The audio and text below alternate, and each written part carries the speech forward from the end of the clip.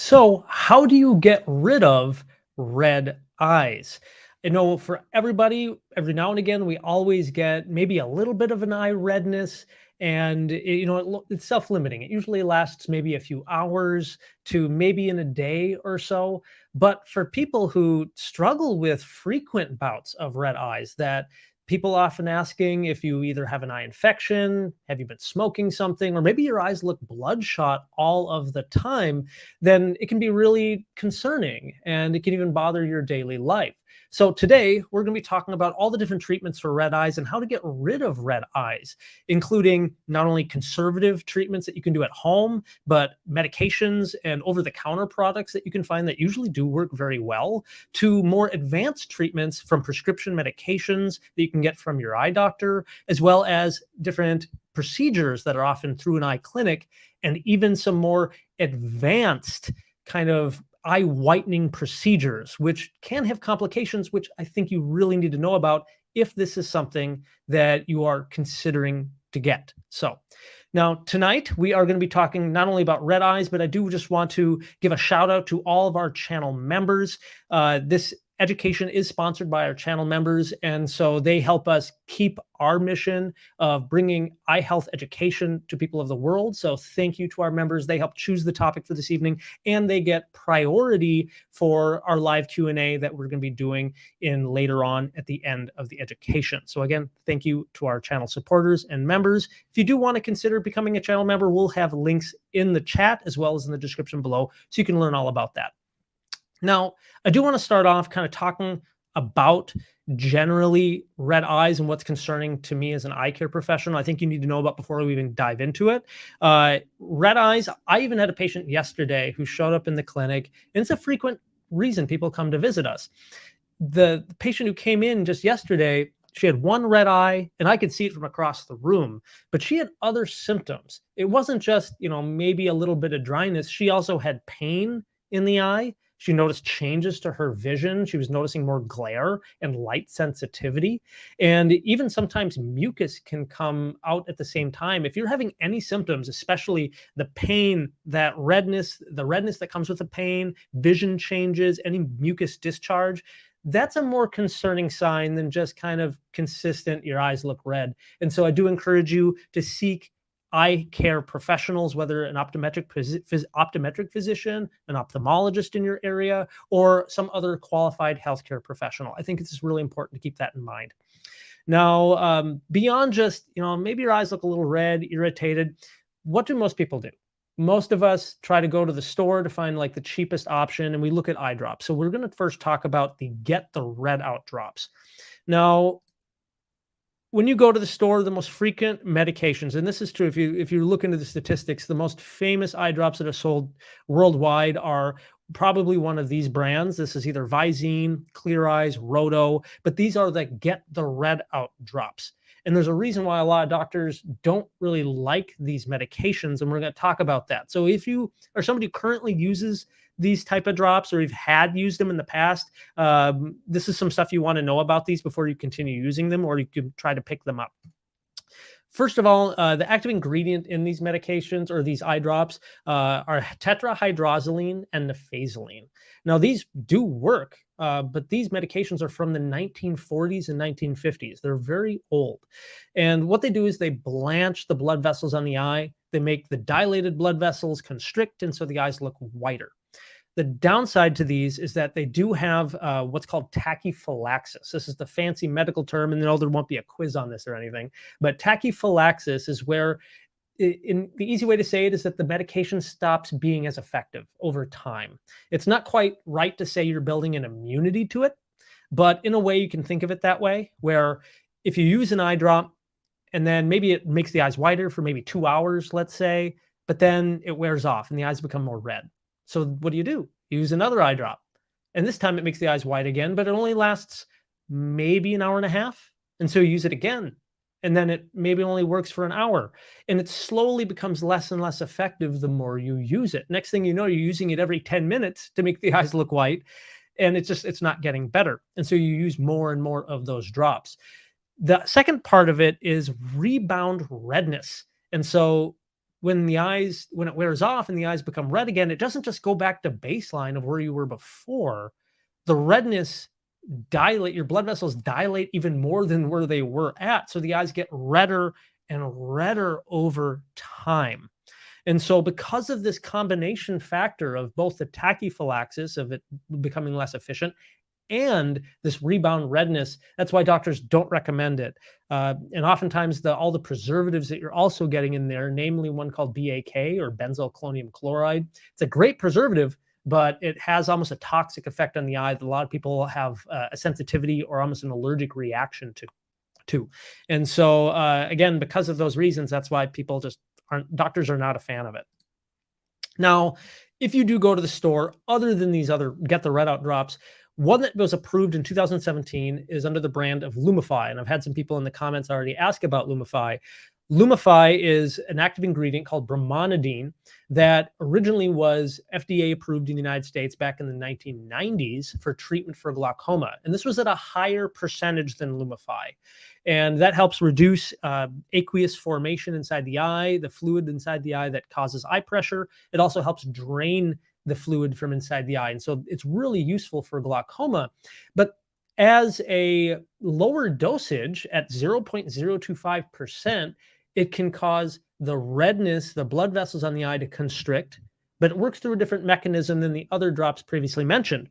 And in a study, here's a graph from one of the clinical studies used for even for its FDA approval. They found that after this installation, within 1 minute, the eyes got significantly whiter, and it lasted for a solid 2 hours before it started wearing off. And then it continued to have a good effect up to 8 hours. So Lumify has had a really good profile there. And compared to the other ones, it does not have the tachyphylaxis effect. It does not, and it rarely in the research shows rebound redness. So overall, a lot of people will reach for Lumify nowadays. And where I live, Lumify is often kind of caged, or it's like in a plastic security cage at the pharmacy, because a lot of people either try to steal it, and it's a newer product and it works better than the older formulations. It is a little bit more expensive, around $20-30 in my experience when I shop around. One caution word of warning though, and I really, for people who use this or rely on it, some people are allergic and have pretty a severe reaction to brimonidine. So if you ever try it and your eyes get worse, like blaring red, you may have an allergy, and so you don't want to use it. Or if you have used glaucoma medication formulations of brimonidine and you know you're allergic to it, don't use it. If you are using frequently, again, this also has BAK in it, which you can be really sensitive to and can cause irritation to the eye, and even long-lasting effects. In some studies are sort of maybe showing that BAK has long-lasting damage to the eye in some cases.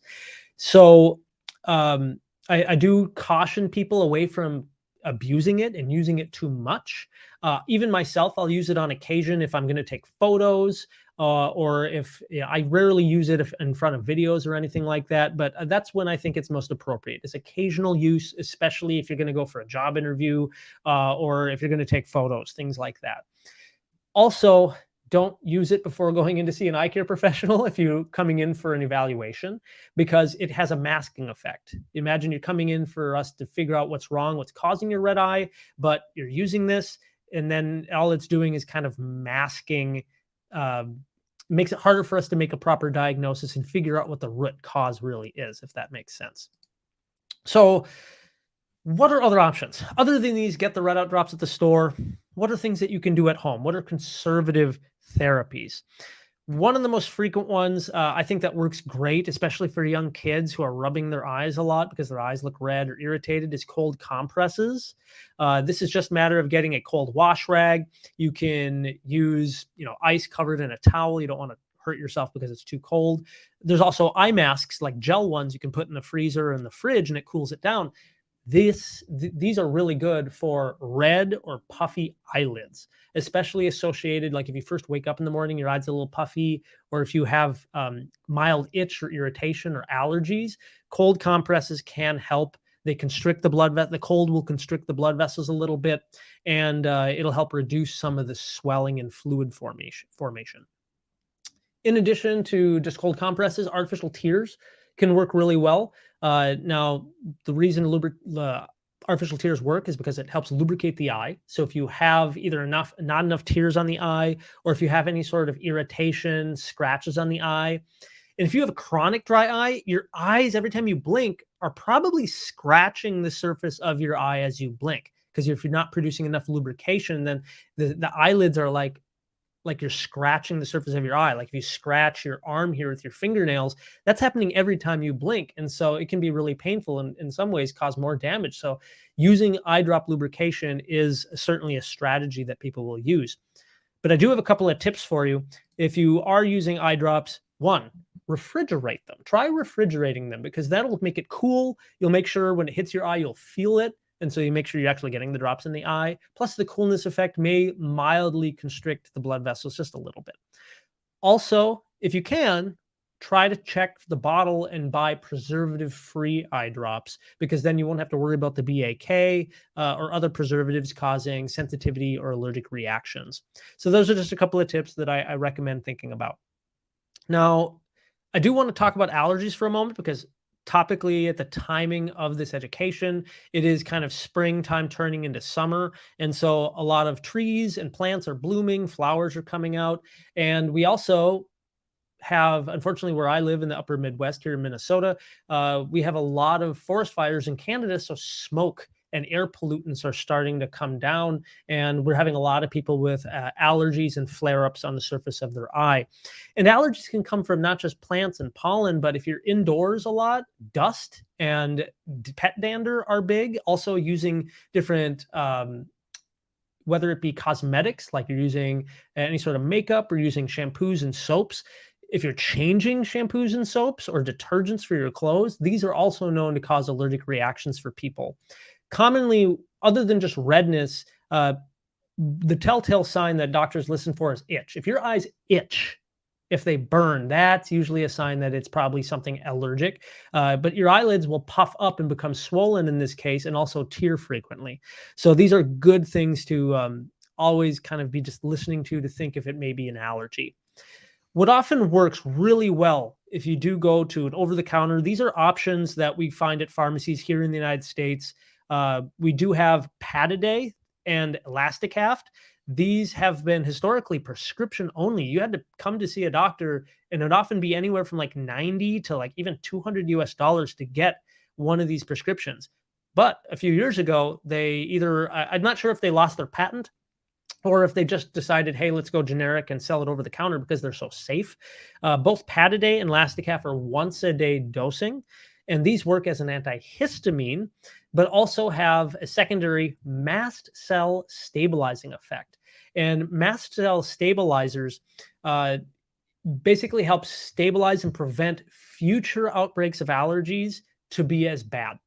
And so I have a lot of patients who use Pataday and Elasticaft to not only soothe immediate allergic itch symptoms, but also helps calm down and prevent future outbreaks, especially if they know that it's going to be springtime or fall season and they know they have an allergy that comes out at that time. They'll just start using this once a day on their own to kind of prevent things from getting much worse. If you're somebody who has tried either of these and it either doesn't seem to work, or maybe it makes things worse, because I have a few patients who've tried Elasticaft and it makes their eyes feel worse, then Alloway has a preservative-free option. This is a little different active ingredient, but works very similar. It works as an antihistamine and a mast cell stabilizer. And because it's in a preservative-free formulation, it's another thing to kind of look for, but oftentimes need to be used twice a day. Now, I've had other people ask also, they've tried all these options and it doesn't seem to help. Or maybe you've suffered from allergies for a long time. So there are people who have really severe allergies or even atopic disease. They have like an autoimmune component to not just allergies affecting their eyes, but their whole body, their skin. And so for this, oftentimes people do have to resort to prescription medications, including topical steroid eye drops. Now, in the eye clinic, we can prescribe really strong topical steroids. Sometimes we'll prescribe them pretty frequently, even up to every hour, every 2 hours for some cases. But for a lot of my patients, even this time of year, I'll write a prescription for what's called Alrex. That's the brand name for a soft steroid that's called loteprednol at a really low dose. And that's been FDA approved for seasonal allergic conjunctivitis. And I'll have patients use that 4 times a day for a couple of weeks to months. And we'll just make sure that we follow to make sure that their eye pressures aren't rising up or that they're not developing any other complications. As even though Alrex or loteprednol is considered more of a safer topical steroid for either different inflammatory conditions on the eye, it's still associated with other complications like glaucoma as well as cataract formation if used for long periods of time. So if you ever do go to see the doctor for this and you're using it, make sure you are following up with them as they recommend to make sure that you're not developing any other complications. The other thing I want to mention is just the causes of chronic red eyes, because there's going to be a lot of issues. Rather than it just being a momentary thing, some people do develop chronic redness for years. And this can be due to dry eye syndrome, blepharitis, buildup of bacteria and dead skin cells on the eye causing inflammation of the eyelids, environmental exposures, sunlight exposure, mainly UV light can cause a lot of redness and irritation, smoke, wind exposure, and then again, just dust and allergens. These are common things just to keep in your mind. If you're chronically exposed to these things, could be causing eye redness. Now, there are some treatments for these chronic causes. And it really depends on the cause. So if you have blepharitis or some other infection, like a bacterial infection, your doctor will likely prescribe an eye ointment or eye drop medication of an antibiotic, such as an example, erythromycin ointment. That works pretty well. If you have, again, chronic redness, like with dry eyes, sometimes you have chronic inflammation on the eye. So we'll use, again, prescription steroid drops. But like I mentioned, there can be side effects with using steroids long term. So then we'll reach for like a steroid sparing anti-inflammatory, such as topical cyclosporin or the brand name Restasis I have in the photo there. And cyclosporin's been out for almost going on 20 years now. And so there's a lot more research on using that because it has a better safety profile long-term than relying on just steroids. So I do have patients that have chronic allergies and redness from allergies, and I will prescribe not only topical steroids, but then we'll start them on Restasis to be kind of a long-term solution to get them through long-term, because we don't want them to have the complications of cataracts or glaucoma. And that's just why I have this little red on there, is because I just want you guys to know that there can be complications, and chronic red eyes may require like long-term treatment, especially when it comes to dry eyes. It's very similar to having rheumatoid arthritis. And there's kind of just a loose phrase that rheumatologists will use that if you've had a disease for every year you've had the disease, you're going to require at least 1 month of treatment. So if you've had dry eyes for 10 years, you may require 10 months of treatment to get things under control. Again, this is kind of a loose saying that a lot of doctors will throw out there. Now, a procedure I wanted to mention that's not just like a prescription medication, but a procedure that eye doctors are now using mainly for dry eye, but also for rosacea, is something called IPL. This stands for intense pulsed light, and I have done at least one video on it before, and I've mentioned a few others. Intense pulsed light is originally a tool used in dermatology as a therapeutic kind of treatment for either sunspots or dark spots on the skin. They use it for kind of laser or light hair removal, but they also use it for help tightening collagen formation on the skin and reducing fine lines and wrinkles. But it's also been approved for treatments for rosacea. And then after about 12 years of research, it was finally FDA approved for treatment of dry eye and meibomian gland dysfunction. And this is a great option, I think, for helping redness of the eye. Although IPL doesn't directly get put on the eyeball, because the brightness of the light can potentially penetrate through the eye and get to the retina, and that's a safety concern. So it doesn't directly treat the redness of the eye, but if it does treat dry eyes and reduces the inflammation in the eyelids and around the eye, we can not only reduce the redness of the skin, but as a secondary effect, it can often reduce inflammation and reduce redness on the eye that way. Personally, I find that this has probably the best, most effective treatment, especially for people with rosacea or ocular rosacea. I find that they have the best response to this, both in my personal experience as well as in the literature. The other option, again, is amniotic membranes. This is something that a lot of clinics don't use. Only about 10% of eye doctors in the United States even use this at this time. We do quite a bit of these at our clinic. And it's, again, not specifically approved for ocular redness, but as kind of a secondary effect. We'll use it for not only dry eye or corneal diseases like recurrent corneal erosion, ulcers on the eye, neurotrophic keratitis, a lot of different conditions. I've even had some patients we've treated for dry eye that also have allergic problems with the eyelids. And we notice that a lot of their redness alleviates. And so it can help with all of these conditions. Again, it's not specifically just treating the redness, but we treat the dryness and any other kind of ocular surface disease. And as a secondary effect, it helps a lot of the redness. So you can ask your local eye care providers if they offer amniotics. Again, only about 10% of the eye doctors in the country in the United States are doing these. But I do find them to be a great option for patients with ocular surface disease. I do want to give a quick shout out to Barbara. Thank you so much for sending us a super sticker. I really appreciate that. I look forward to any Q&A that you have. Now, what about surgical eye whitening? I'll tell you, I've had probably over the last 3-4 years, I've had a good handful of either celebrities or like influencers reach out to me either through email, Facebook, or Instagram, asking me about my opinion about certain eye whitening surgical procedures. While these are not super common, they did start becoming kind of popular back in 2008. And you can certainly look around for them. You won't see too many doctors doing the procedures, and there's a couple of reasons why. And this is just something to consider. So the procedure is either called a conjunctivoplasty or a conjunctivectomy. This helps reduce redness. It can be used to help remove redness, pinguecula, and pterygiums, which are caused by sunlight exposure and inflammation on the surface of the eye. And I've done a video on that, and we'll try to put a link in the comment section as well as just below this video if you want to know more about pingueculas and pterygiums. And then melanosis, like pigmented spots on the white covering of the eye. If you were either born with a pigmented spot on the white part of the eye, or if you've noticed one growing, definitely talk to your doctor because they may be able to remove it through these procedures.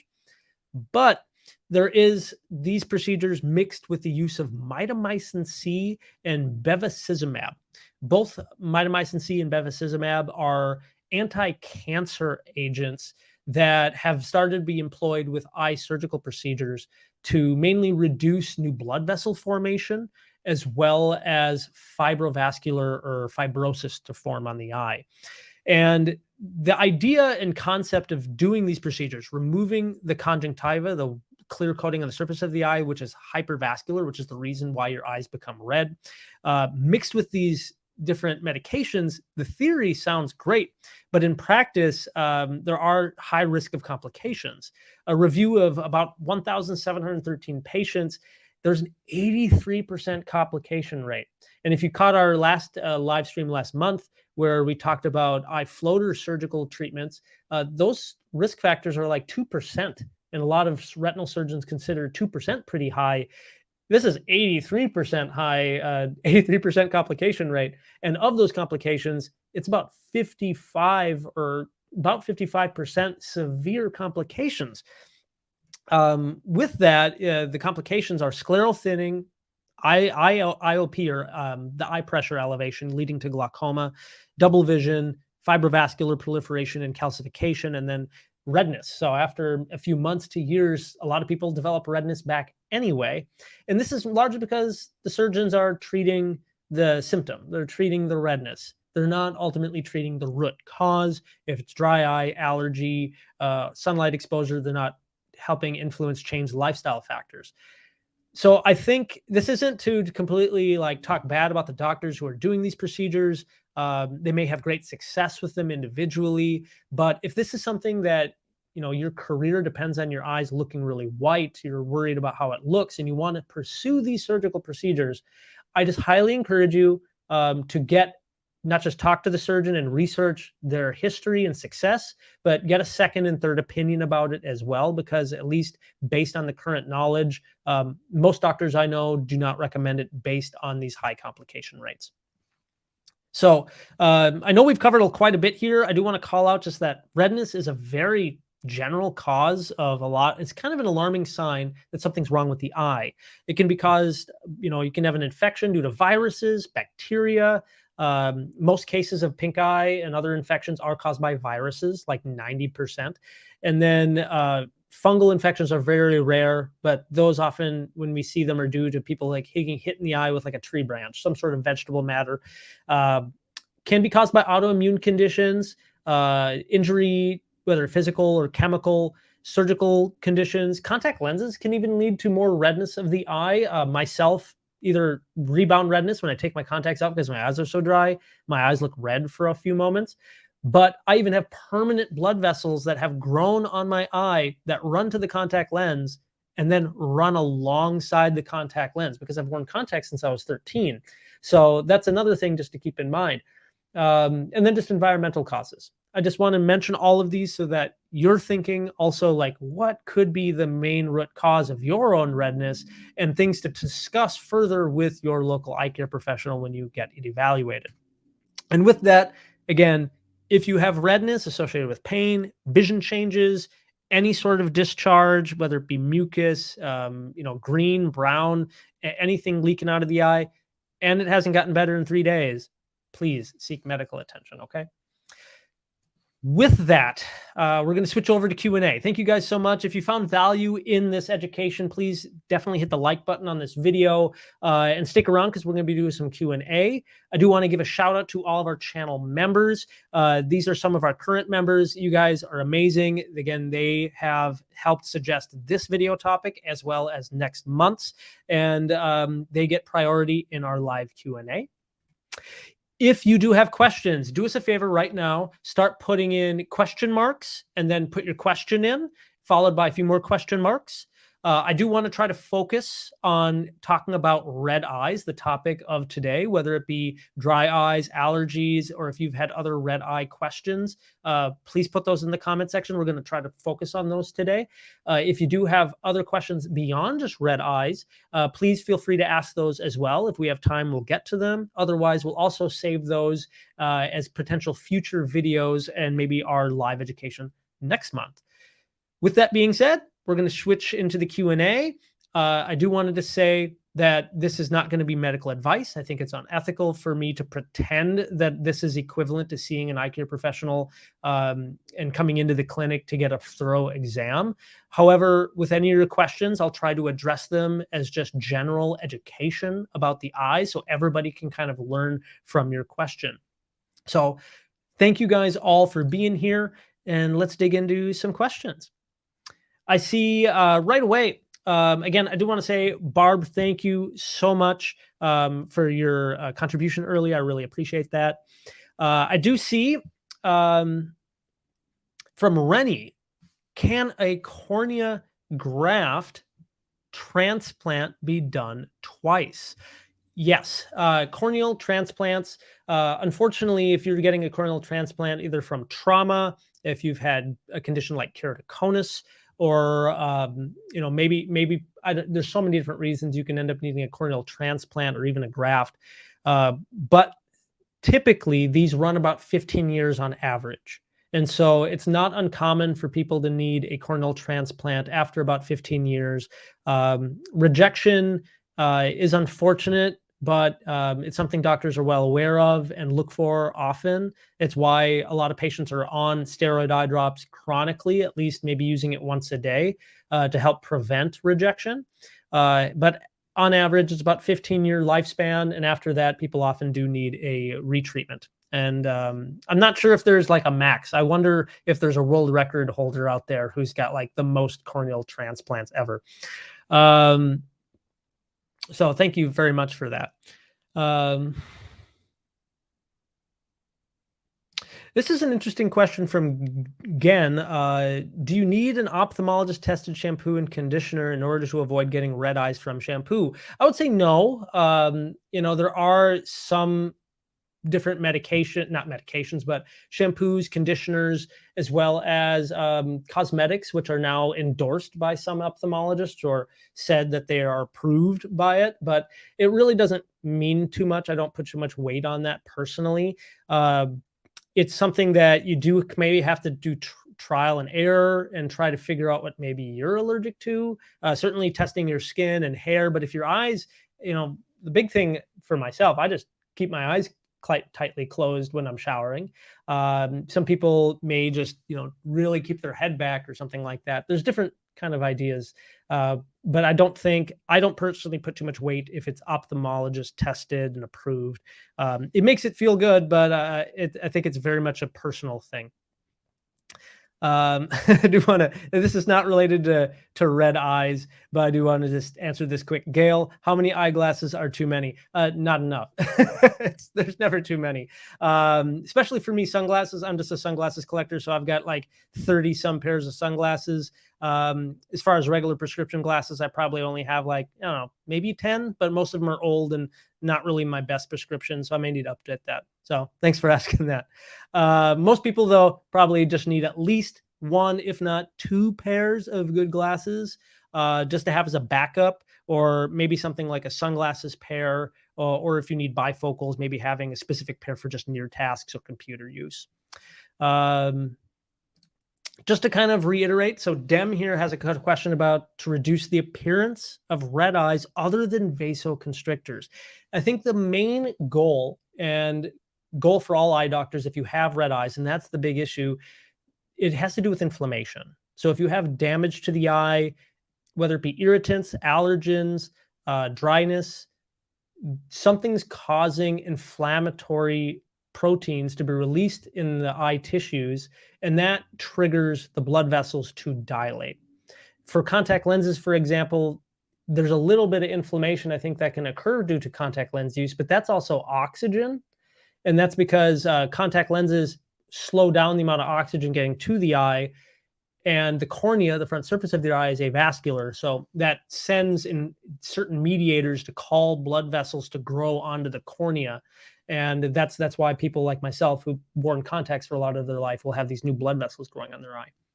And so it's not usually a severe consequence if you're using contact lenses a lot, but it's something that doctors observe and we look for in the clinic. So the whole idea and concept behind using eye drops, treating dryness, allergies, is so we can reduce this inflammation on the eye and long-term, hopefully get your blood vessels to kind of recede and stop being so dilated and looking so red.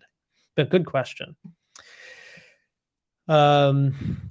I want to call out Cat Feds had a question about Manuka eye drops. So I actually did a video last fall on Manuka eye drops, as there was some good review publications coming out, because there's a lot of different individual studies on Manuka eye drops. Some of the studies aren't amazing, but they're just not that well done studies. They certainly don't have a ton of participants in them, but there are some benefits to Manuka eye drops, and I know some cornea and dry eye specialists who do believe in it. I've used them myself. The big thing about Manuka honey is if you ever use those drops, they do sting quite a bit, like remarkably so. But in a few studies, using them twice a day have shown quite a bit of reduction of inflammation biomarkers on the eye, and helped improve meibomian gland dysfunction for some patients, and consequently improved their redness. So do encourage you to check out that video on our channel reviewing the studies on Manuka eye drops. And I think some people have reported, even I've had people come in to see me in the clinic after watching my videos and trying Manuka honey and report that it does help them. But for most eye care professionals, it's still kind of below the radar. It's something that I think a lot of healthcare professionals want to see more diligently done research studies before they start either offering it or frequently recommending it. Let me see. This is an interesting question from Dylan. Dylan, can people be born with lizard-like eyes? I guess I'm not 100% sure if you mean lizard-like eyes, like the pupils are shaped kind of like a lizard or a cat eye, or if you just mean like, because chameleons, their eyes can look all different directions, right? Or if you mean like scales, because some people do have on the surface of their eyes are so dry, it looks like scales forming on the eye. That's uh, usually in third world countries, or in people who are maybe in a first world country but have a vitamin A deficiency, a severe vitamin A deficiency. Vitamin A, typically we ingest this either through animal products in the solid form of vitamin A, or we get vitamin A through beta carotene through a lot of vegetable sources, and then our body converts it to vitamin A and stores it in our liver. Vitamin A is a necessity for the retinal function, and so if people don't have enough vitamin A, they usually can't see well at nighttime. But as another consequence, they get severe dryness of their mucosal tissue and on the eye.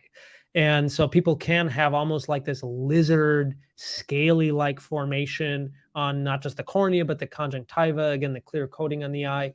And so this is something that we rarely see in kind of more developed countries. But in people who are malnourished in like third world countries, we can kind of see that appearance. So hopefully that answers your question. But no, people typically aren't born with lizard-like eye unless they have a coloboma where the iris didn't develop correctly, or most people can't move their eyes individually unless they're they usually have some form of what's called strabismus or amblyopia or a lazy eye. But those are a really interesting question. Hopefully that answers it for you. This is another good question. I think answer is a good thing for everyone to know from Urban Nomad. Do I need to wear sunglasses even in a cloudy day? It looks odd. So most eye care professionals will still recommend sunglasses or some form of eye protection on a cloudy day. And the reason why is for the same reason your dermatologist recommends you either wear a long sleeve shirt or sunscreen on a cloudy day. Even though it's not as bright because of the cloud cover, UV light still penetrates and you get burned pretty quickly. And that means UV light is still hitting the eyes, increasing your risk of not only thinning of the eyelid skin. In fact, the number one place for you to get like skin cancer is on your lower eyelid. And then it increases risk of things like cataract development and maybe photokeratitis or kind of a sunburn on the surface of the eye. Now, you don't need to wear dark sunglasses. There are lighter tone sunglasses. It does not matter on the color of the sunglass. You can even get clear lenses like the glasses I'm wearing right now. There's just a mild prism prescription in these, but they have UV light protection built in. And so again, it doesn't need to be sunglasses. You can have just clear lenses that have sunlight protection too. At the very least, no matter what, wide brim hat, right? That reduces about 30% of, I've read that in one research study, it was about 30% of the sunlight exposure to the face. So consider getting a nice wide brim hat. Hopefully that helps. Thank you. That's a good question. So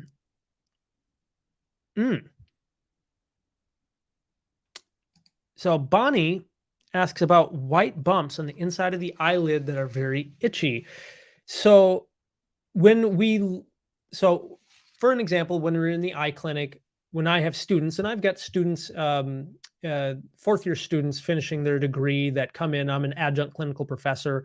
When we look at the eye, one of the first things we always look for, especially in allergies, are a papillary reaction. This is small little bumps on the lower eyelid when we pull it down. There can be larger, kind of clear bulbous kind of growths. These are technically more of a lymph reaction, and oftentimes we see that we call them follicles, but we often see this more in either viral reactions, or there is one type of bacterial conjunctivitis, which can be pretty nasty, that shows up with these kind of wider, more bulbar follicle growths. And that is something that can respond to steroids for a little bit, but then often come back. And there is something, oftentimes a really strong antibiotic is used for that condition. Now, there can be other causes for these white bumps. but it's something that it's tough for me to say right now, but I encourage you to continue seeing your doctor. Or if it's something that's not getting better, you can also consult for a second opinion. But if it's been going on for months and months and medications help, but it often comes back, that's something that is a red flag to me that, hey, this is chronic. We need to be thinking about a couple of different diagnoses. So hopefully that helps you, Bonnie. Thank you. Um, just because it's a quick answer. Nesto, do you think it's necessary to wash the RGP lens with distilled or boiled water before putting it in the eye? I never recommend using water with any contact lenses. I know some doctors historically said it was fine to use water, but no matter what, any water, um, even distilled, I'm going to go that far and just saying don't use any water, because some of the nastiest eye infections, mainly either Pseudomonas or acanthamoeba, can come from contact lenses and water. It's best to use appropriate contact lens solutions that are recommended by eye care providers. But as always, I'm not your doctor, so please consult your local eye care professional about what they recommend. So, JD, thank you. Thank you so much for being here. Love you back. And then let's see, Gail, you asked. Ooh, good. Another one. So should you open your eyes while showering or in the swimming pool when you go? It's best not to get soap in the eyes. And certainly I don't recommend opening the eyes underwater when you're swimming, especially if you're in a chlorinated pool, or really, I mean, if you don't have goggles on, you are introducing bacteria and microorganisms and harsh chemicals into your eyes. And so that's why the eyes often burn afterward.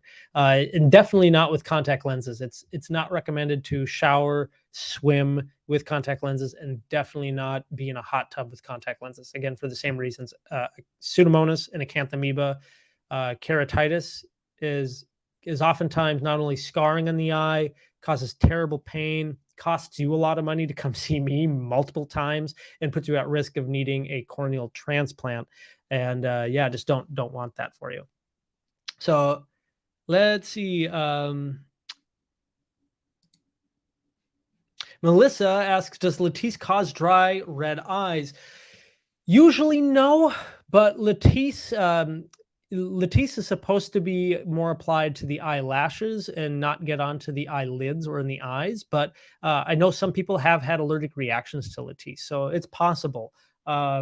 Usually, though, if you're using other cosmetics, or if you are using anything else around the eyes that may be contributing to development of like an allergic reaction, or even potentially there's some research now coming out about cosmetics causing damage to the meibomian glands and even other kind of disrupting the tear film.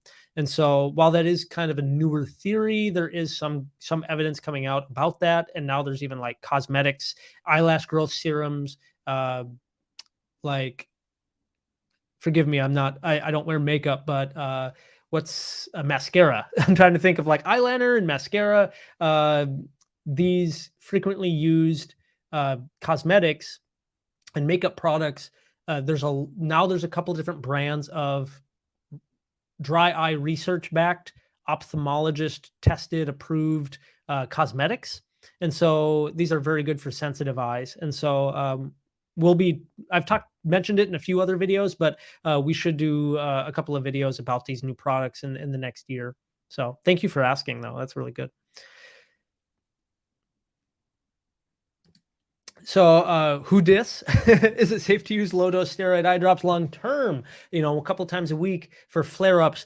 Oftentimes, doctors will prescribe these steroid drops for flare-ups. There's even an eye drop called Isuvius, which is a steroid eye drop, which has been basically FDA approved for use of kind of treating the harsh flare-ups that can occur. Because if you have chronic dry eyes, and then again, it's smoky like it is right now, the last few weeks because of the Canadian forest fires, then people will have flare-ups because of that. And so doctors will recommend to use steroids. However, even if you're using it once in a while, your doctor should be recommending that. And you still want to be following up with your doctor as they recommend to make sure you're not having either an eye pressure response or you're not at high risk of developing cataracts or other complications.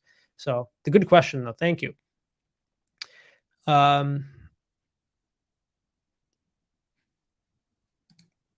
Millie did ask, found that ocean water was an incredible flush for my eyes. MGD thoughts.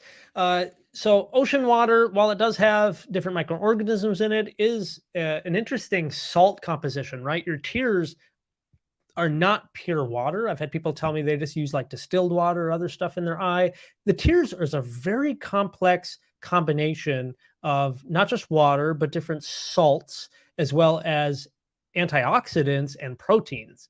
And so perhaps, and this is something I'm getting very into just developing a hypothesis here, but perhaps if there's like a pH balance loss in your tears in your case, then maybe that's helping it. Um, I don't think any eye doctor is going to recommend that you continue to do that, but it's something to definitely talk with your local doctor about, see what they think. But either way, I'm happy that you're having some benefit. Um,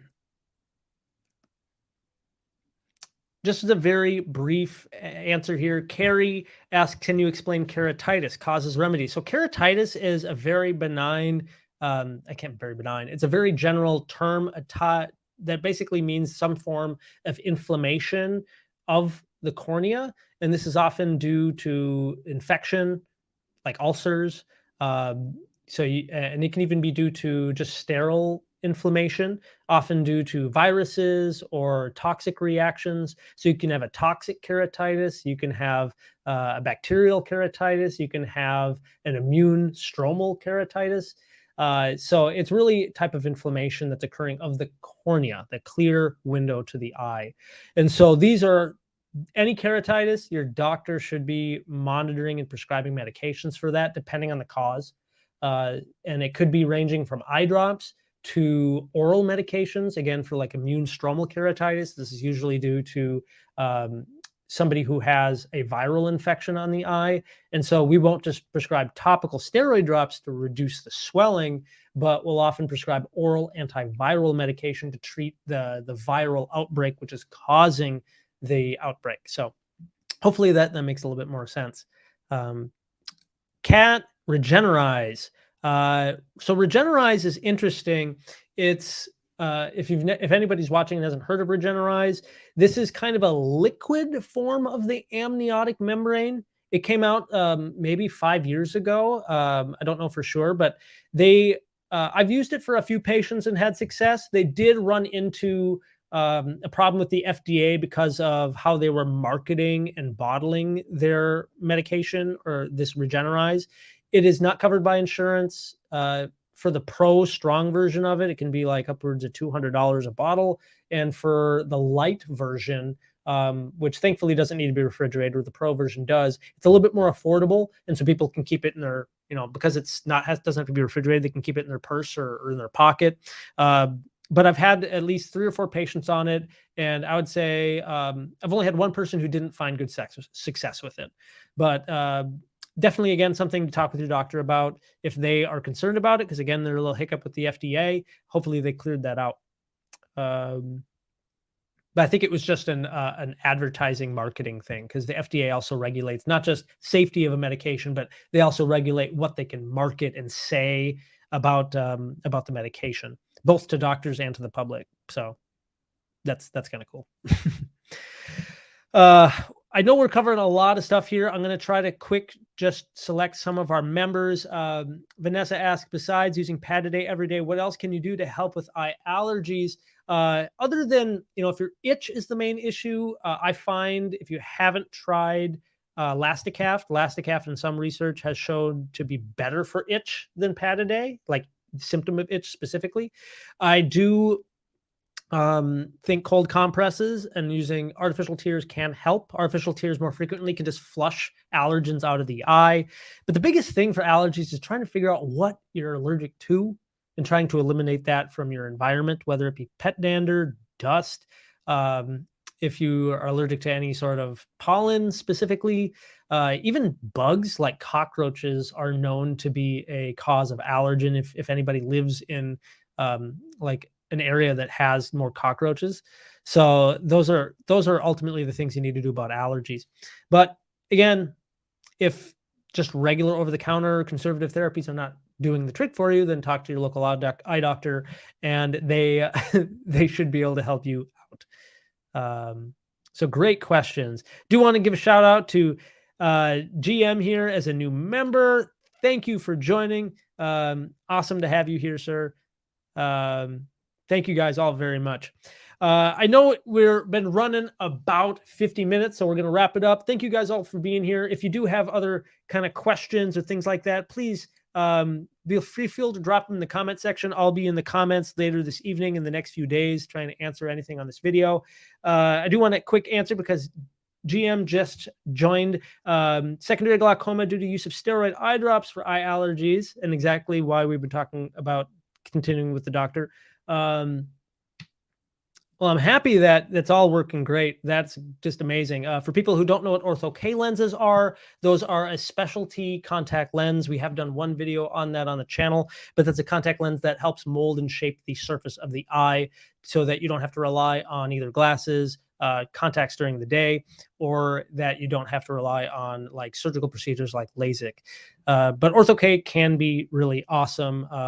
And not only do I fit them, I'm not personally a great candidate for ortho-K, but I do fit a lot of patients with it. And one of my colleagues, Dr. Faso, he does them quite frequently, and it's great. So again, thank you guys all for being here. Just love you guys, and just hope you have a great day. We'll talk to you later.